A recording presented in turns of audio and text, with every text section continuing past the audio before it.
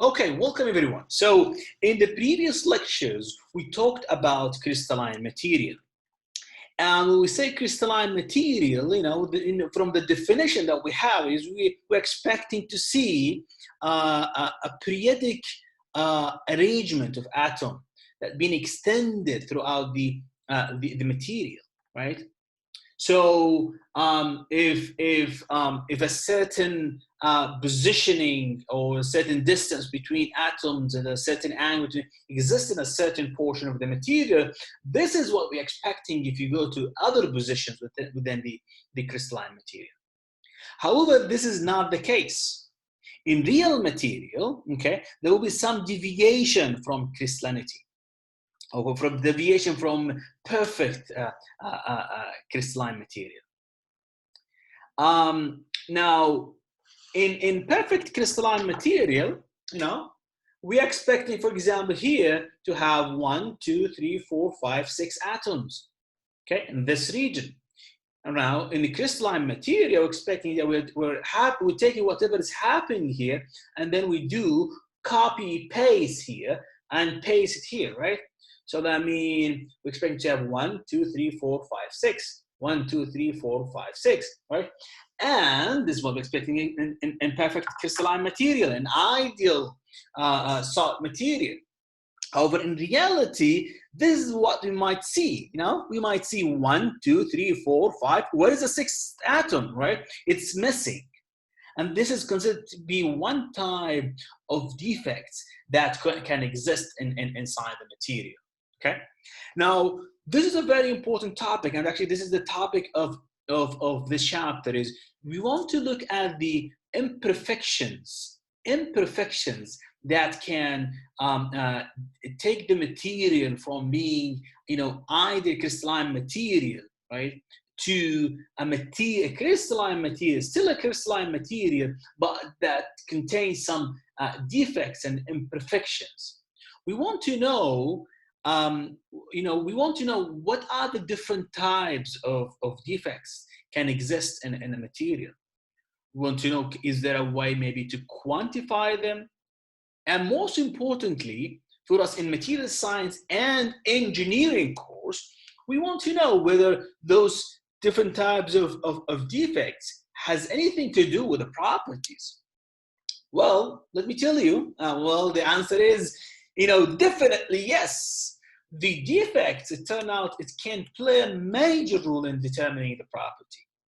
So those imperfections, sometimes we intentionally, or let's say most of the time, for many applications, we intentionally introduce to the crystalline material in order to gain specific or desirable properties. So if you remember in the previous, in the beginning of the semester, in the first lecture when I met you, I told you, we talk about material science, and then we say we're going to dig deeper to understand the structure, and then we say that we can tune the structure in order to tune the property of the material. And one way that we can tune the structure is by introducing impurities.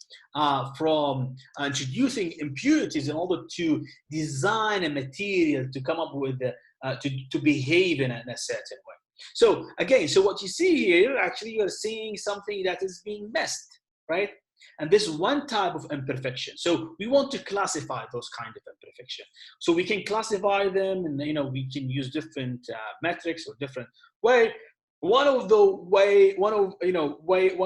way to classify defects is by considering their sizes.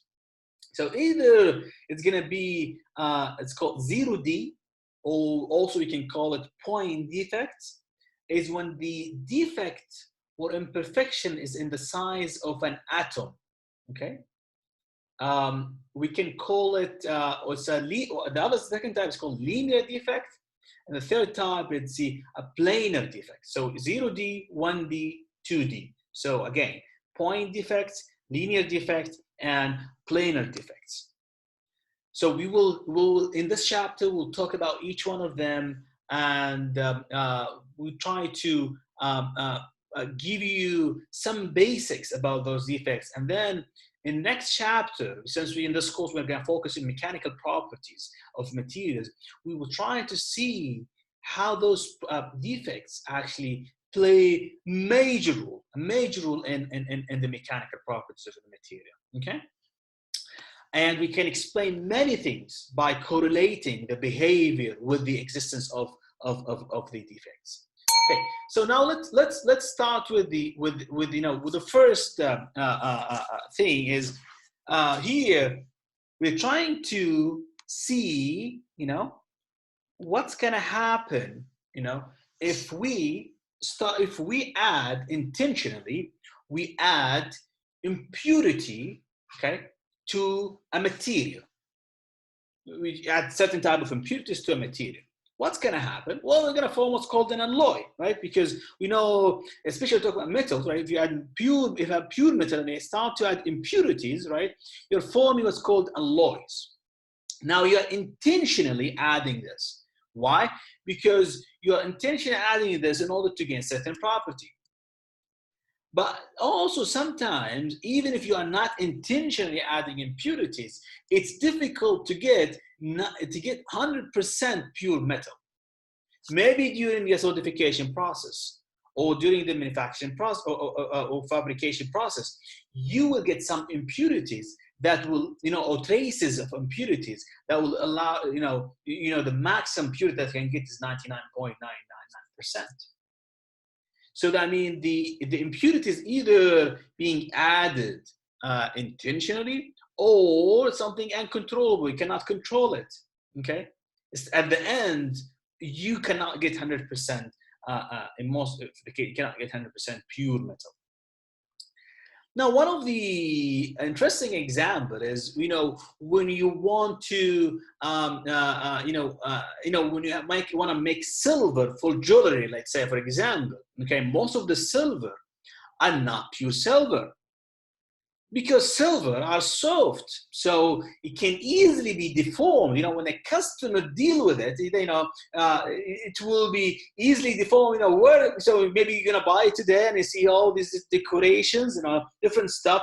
And then if you have a pure silver, what's gonna happen? Once the customers start to maybe wear it or maybe touch it, you're gonna destroy it.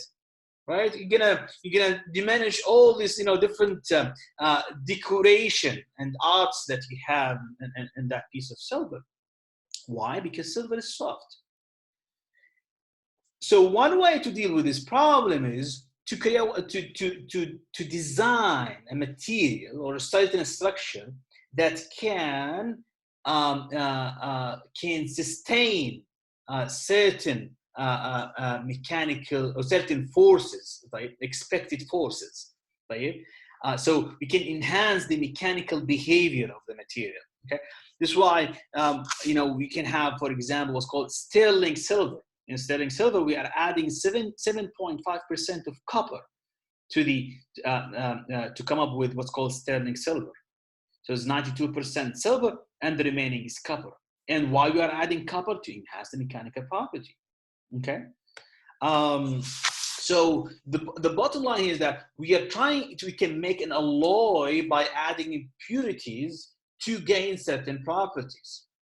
So this is a very important topic. Other example, let's say the steel. You have an iron. Okay, so the iron, if you want to make it stronger, as in steel, okay, we need to add other elements. And we can add what's called we can add carbon. So carbon can be added to the iron to gain what's called steel.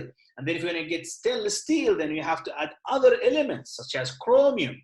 That will allow you to come up with a material that can demonstrate certain desired properties. Okay, so imperfections, I don't want you to get it in a negative way. So imperfections could be something positive. As we as a human being, sometimes the imperfections that we have in our personality, it's the beauty of ourselves. It's a beauty. There's something reflecting our beauty. Okay, so sometimes yes, you can take it a negative way, but also there is a positive side of it. Like I would like to see that when we say imperfections, we mean both. There could be a negative side, could be a positive side. Okay, great. So now we can, as you say, we can classify them according to their sizes. The first one is called point defect. Point defects. Okay. So imagine you have an aluminum, crystalline material.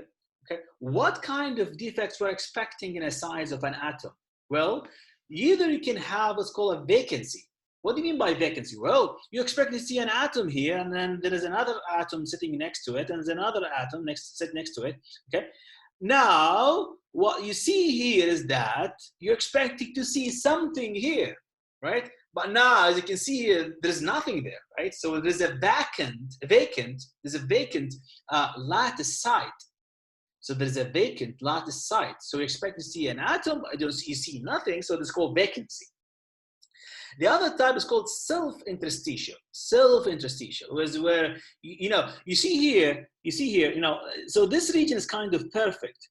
Now you have this called lattice site, this called lattice site, lattice site, lattice site. So you're attaching an atom to each lattice site, and now between them you have the void. This void is called interstitial site. Interstitial site, okay? You're not expecting to see anything there, okay? That's fine. Now, sometime the atom might crowd itself, or try to place itself or position itself between the atom. Actually, there's no space there, right? There is no space. So the atom actually does not have a space there. So what's going to happen? The atom tries to push the neighboring atom in order to position itself between the atoms. It's called self-interstitial. So this exists in a material, okay? And also this can exist, but it's less probable for this one to exist because the size of the atom is too big to fit in that. So it's less probable for the material to accommodate such kind of self-interstitial. It could happen, it could exist, but it's much less probable to exist, okay? You see that there's some distortion. So when you have such kind, there will be some distortion. Distortion, I mean the atoms will be pushed away from their equilibrium spacing, right? And you remember, when we say we move the atom from their equilibrium spacing, the material would resist that because you're increasing the energy of the system, right? Okay, great. The vacancy, something that exists in the material, we can increase their concentration in the material, let's say by providing temperature, providing heat. Because what's going to happen if you start to heat up the material, the atoms start to vibrate. If the atoms start to vibrate, then the atoms may be able to move from the position, leaving behind a vacant position, right? So the concentration of the vacancies can be correlated with the temperature, okay? And what we will do in maybe next lecture, maybe we're going to focus more into how we can correlate between the concentration of vacancy and the temperature.